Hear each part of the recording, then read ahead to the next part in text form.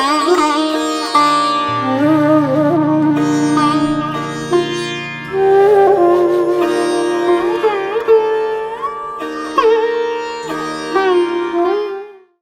हमेशा नेगेटिव ही सोचता है, नकारात्मकता ही सोचता है। ये बहुत गहरी बात है। बात तो कुछ और थी, बाली को भ्रम हो गया, झूठ मूठ का विरोध पाल लिया, शत्रु मान लिया सुग्रीव को। अरे वो जानता है कि वो डरपोक है। तो यहाँ एक बात महत्वपूर्ण है, ये मायावी और दुदुम्भी को भेजा किसने था बाली के पास? हमने कहा रावण ने भेजा, क्योंकि रावण बाली से परास्त हुआ था। तो उसने सोचा बल से तो बाली का कुछ हो भी नहीं सकता, तो दोनों भाइयों के बीच वैमनस्य करा देता। और रावण अपने दोनों मकसद में सफल रहा। बल से नहीं, कपट से। एक तो मतंग ऋषि का शाप दिलवा दिया बाली को, और दूसरा सुग्रीव के साथ भेद बुद्धि पैदा कर दिया मायावी के कारण, कपट से।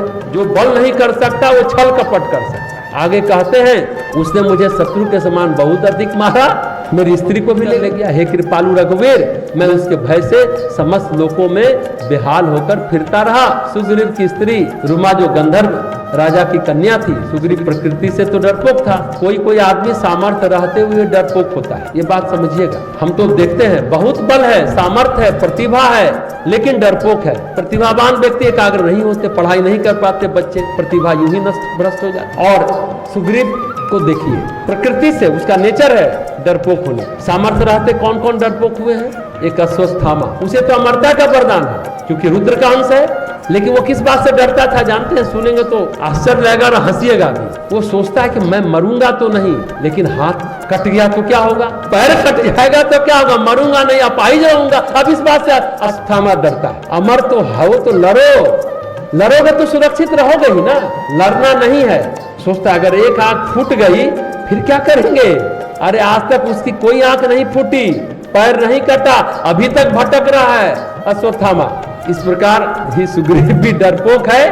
तो आगे गोस्वामी जी कहते हैं वो श्राप के कारण यहाँ नहीं आता, तो भी मैं मन में भयभीत रहता हूँ। सेवक का दुख सुनकर दीनों पर दया करने वाले श्री रघुनाथ जी की दोनों विशाल भुजाएं फरक उठी, तो सुग्रीव की वृत्ति ही भय वाली वृत्ति है। तब भगवान श्री राम बोलते हैं, सुग्रीव सुनो, मैं एक ही बाण से बाली को मार डालूंगा, ब्रह्मा और रुद्र के शरण में जाने पर भी उसके प्राण नहीं बचेंगे। कथा का सार यही है कि किष्किंधा का राज्य, उसका राजा बाली, उसका भाई सुग्रीव इंद्र और सूर्य के बेटे थे। सुग्रीव के अंदर भय की वृत्ति स्वाभाविक थी, जिसे करना चाहिए वो काम नहीं करता था सुग्रीव। उसकी वृत्ति के कारण, उसकी प्रवृत्ति है, उसका संस्कार है, कहिए डरपोक आदमी। जबकि बाली और सुग्रीव इंद्र और सूर्य के बेटे। आत्महीनता की ग्रंथि जब अंदर आती है तो यही होता। आत्महीनता की ग्रंथि का प्रतीक कौन है? सुग्रीव। और आत्माभिमान की ग्रंथि का प्रतीक कौन है? बाली। अभिमान सुनने नहीं देता, समझने नहीं देता। दोनों स्थितियां, चाहे आत्महीनता की हो चाहे आत्माभिमान की हो, आत्मा में प्रकाश को आने नहीं देता। दोनों स्थिति बेकार का गड़बड़ है। अहंकार में रहिए या डरपोक रहिए। सचमुच अहंकारी व्यक्ति सुनने के लिए धैर्य नहीं है, पेशेंस है, तुरंत प्रति उत्तर देने लगता है, अपना ही चलाने लगता है और समझने नहीं देता। आत्मा के प्रकाश को आने नहीं देता, प्रकाश को अवरुद्ध कर देता है। जो आत्मा के स्वरूप को जानते हैं और मानते हैं, वे न तो अपने को किसी से ऊंचा समझते हैं और न किसी को अपने से नीचा समझते हैं, जो आत्म स्वरूप को जानते हैं। क्योंकि उनको मालूम है जो ईश्वर का प्रकाश हम में है, वही ईश्वर का प्रकाश सब में है।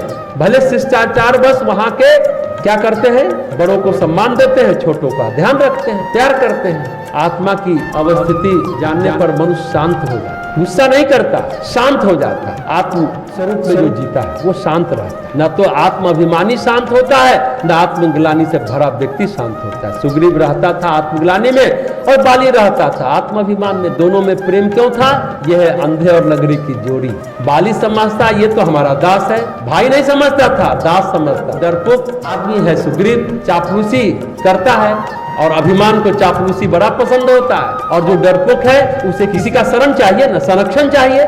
सुग्रीव को संरक्षण बाली का मिल रहा है, बाली का भाई है, उससे भला कौन लड़ेगा? बाहर से ही बघड़ता रहता था। ये प्रेम है। ये कौन सा प्रेम है? तो अंधे और लंगड़े का प्रेम है। ये प्रेम एक प्रकार का ऐसा भी होता है।